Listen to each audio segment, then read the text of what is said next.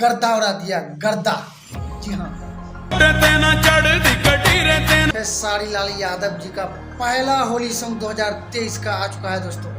अगर आप लोग नहीं देखे हैं तो जाइए वहाँ पर और सर्च करें मुर्गिया तसली में बने। जी हाँ, 2023 का सबसे पहला होली सॉन्ग खेसारी लाल यादव जी का, वो भी सारे गामा हम भोजपुरी चैनल पर। अगर आप लोग नहीं देखे हैं तो जाइए वहाँ पर और खेसारी लाल यादव का होली सॉन्ग देखें। इसमें डांस जबरदस्त क्या है कि आप हिल जाएंगे। अगर देखेंगे तो शायद आपको यही लगेगा कि कोई बॉलीवुड को टक्कर दे रहा है, बॉलीवुड को। जी हाँ, साथ में एक्ट्रेस पारुल यादव है और आप तो जानते ही हैं कि खेसारी लाल यादव के साथ जो डांस करे उसका किस तरह से डांस होता है वीडियो में।